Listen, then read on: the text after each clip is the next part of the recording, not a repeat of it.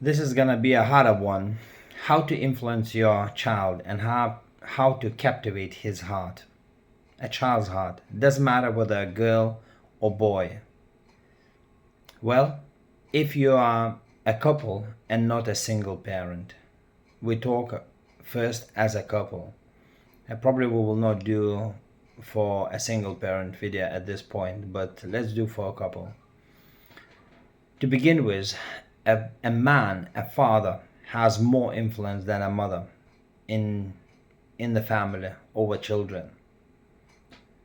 Mother can, if she has right values, if she has the right character, she can influence a daughter in a good way, but not as impactful as the boy.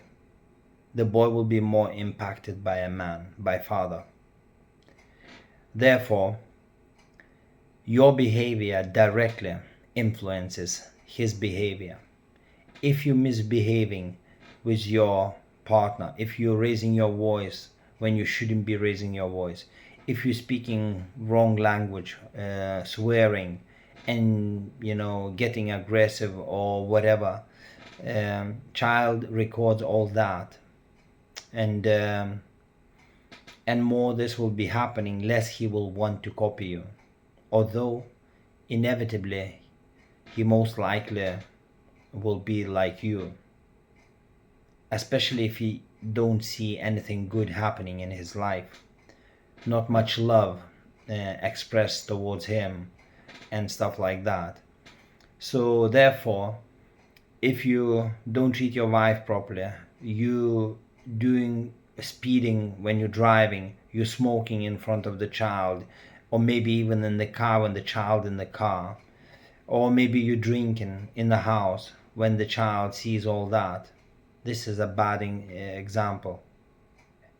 And most of you probably now thinking, we all know that ourselves, you don't need to teach us.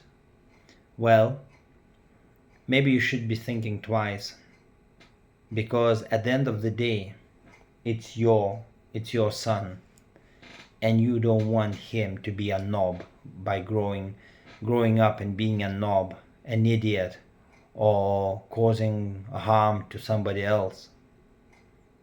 Therefore, the best way to influence a child is, first of all, your behavior must be nice, kind, full of goodness and care and love, especially to begin with when you express towards your partner. That's number one. The child sees it and records it. Second, it creates good atmosphere in relationship. The child will want to go home because he will not have fear inside that parents arguing, right? That's another thing. So you're working among each other to have great time, to have good relationship. That will influence very well your child. On top of it, when a father goes to hoover the floor or wash the car or cut the grass, the child will come and will want to help. Never chase a child away. Let him engage and give him little things to do, whether a sponge and wash the wheel or something. If a child is a little bit smaller, maybe like two-year old and up.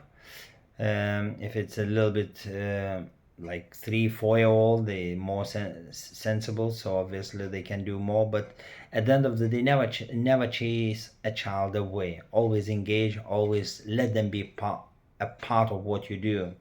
They will have a great joy, even though they might not last long there, but at least you give them a chance. They know that they can come to you and never get chased away. Oh, don't get in the way, I'm just rushing or whatever. No, it doesn't matter. You don't want to instill fear or something that they can be chased away. You want them to understand that anytime they come, you will give them a moment, you will engage, you will say something, or even you will say nicely, son, I really need to rush because we're going in 5 minutes, so get things ready, whatever, and give him instructions what you want him to do, and he will gladly will follow. without needing to shout or anything, because every time you say no to a child that he can't do, you must give why he can't do. If you explain logically why, simply because this and that, because we need to go fast in 5 or 10 minutes, and you need to get ready, put shoes on, or get changed clothes, and we're going. Understand? You don't ask, you tell a child what to do. That's two different things. You don't ask a child, you simply tell. You understand? So go to see a mom, and mom will change your clothes, and we'll be going in 5 minutes. And they follow that. They have no problem with that. And but as I say, that's how it works.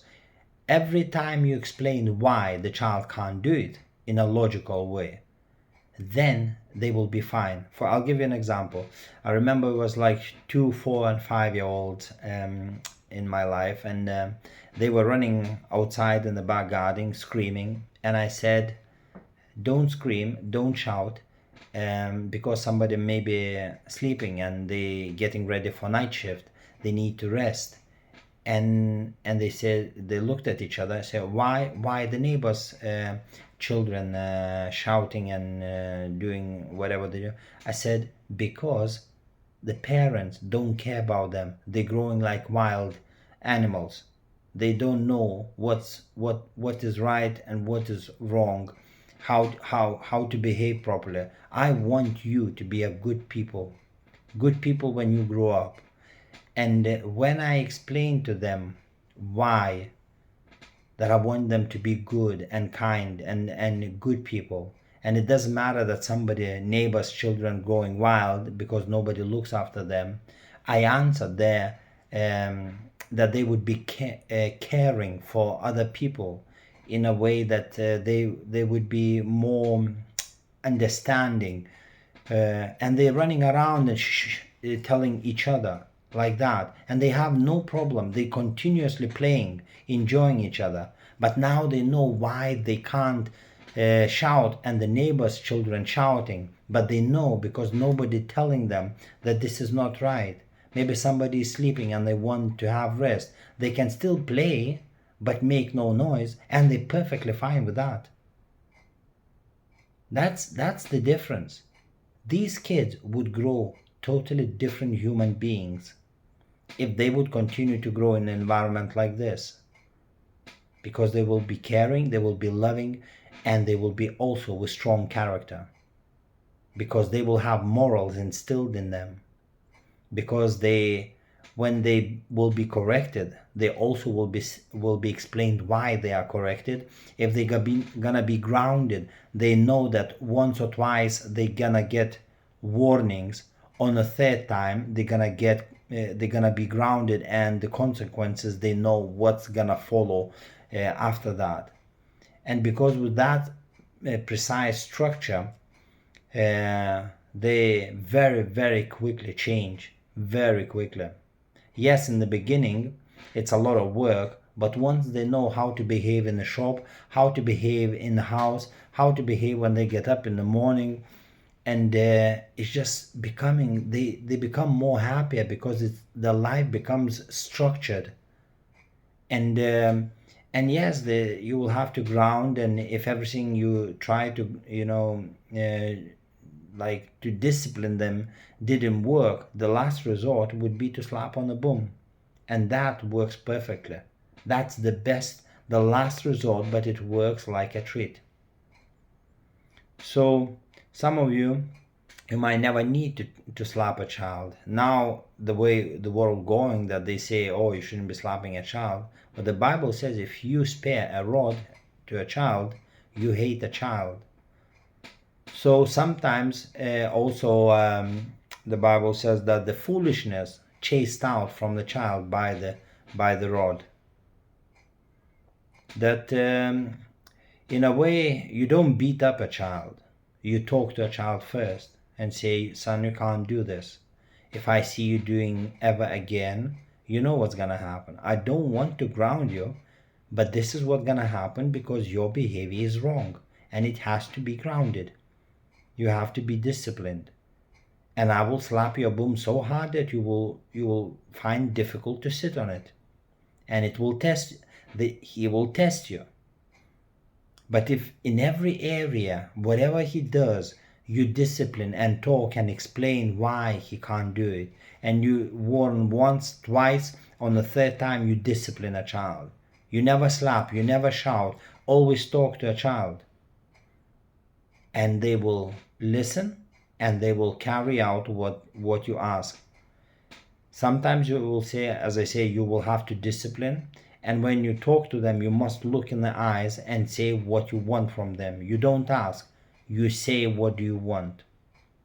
And for example, if a child, I remember also was a child one, like with his elbow wiping the fridges, because like leaning and just dragging his arm.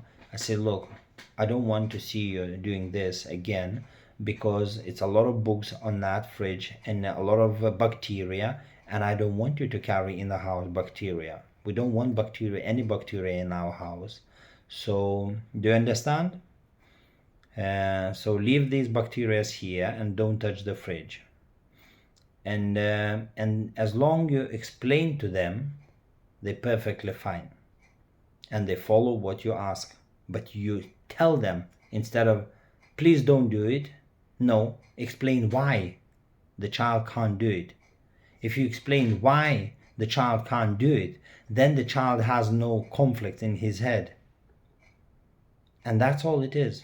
Lead by your example, never shout, always be nice, always be kind, and when they naughty, tell them, this is the first warning to you. Second time will be the last one. On the third time, you're gonna be grounded, and tell what you're gonna do. Whether it's gonna kneel in the corner, whether not gonna get toys. And if that doesn't work, then you say the last resort, because I already tried, I put you in a corner, I put you on your knees, I didn't allow you to play on the phone or on the computer. All of that didn't work. So now you're gonna get slapped on your bum as a last resort, but you're gonna get slapped as hard as you won't be able to sit on your bum for a couple of days. You will feel pain because your behavior must be disciplined. You can't behave and expect everything to get everything. If you listen, why would I ground you? But because you refuse to listen, you have to be disciplined. I don't want to discipline, but your behavior requires to be disciplined, because that's wrong. I don't want you to grow up like this, to be a bad man. I want you to be kind and nice and loving and caring. Therefore, you will listen what you've been told, because I'm trying to teach you something good that makes you a better person. And that's the way sort of like you talk to a child. So because you're resolving in his head conflict that they might have, why, but because you're answering all these whys, the child becomes very clear. I remember the 4-5s ran to me and said, Sergey, when we are good, you're allowing us everything. I said, but when you are bad, I said, we're getting slapped on the bum. I slapped them twice, and that was it. But before I slapped them, I've done number of groundings, like refused them to play together. One was staying in the room, another one playing in the garden. It's just one had an ice cream, another one didn't have an ice cream, although they sat both in the car. And I didn't allow even to cry. They were 4 and 5. You might say, oh Sergey, you are cruel. Yeah, but they must see the difference when you behave nice and what you get, and when you misbehave, what you get. They must see clear line. That's why they ran to me and said, Sergey, when we are good, you allow us everything. Because I said to them, if you will be nice and listen what I say, I will allow and buy you whatever. If we can afford financially, when we go to the shops, I will buy you biscuits or sweets or whatever, or toys, and sort of like, if we can't afford, fair enough. But if you behave well, I will try to give you what I can, maximum. But you must ask. And all the time they kept coming. Can we have this? Can we do this? Can we do that? And every time I used to say them, yes you can, yes you can. Sometimes I would have a headache, but I knew I can't chase them away. So the yes you can made them ecstatic, and very quickly within 8 weeks, maybe less even, they ran to me and said, Sergey, when we are good, you allow us everything. Because I never said no, because what they asked, it was nothing major, just simple things around the house or something, and that's basically it. If child 4 and 5 can see the distinguish like how everything changes when they behave well, and how changes and they get slapped if they misbehave, they got very clear line because it was drawn for them like this, explained why. And if you do that, you will see the difference. It's not easy. You must obviously to understand how to talk to a child, but starting from your behavior, good behavior, kind behavior, loving behavior, and also never ask a child, tell what you expect from a child. I want you to stop wiping these fridges with your arm, because it's a lot of bacteria and we're not carrying bacteria home in case we get infection or something. Do you understand? Because if I see you doing again, you will be grounded. I'll leave you in the car. If that will not help, you stay at home.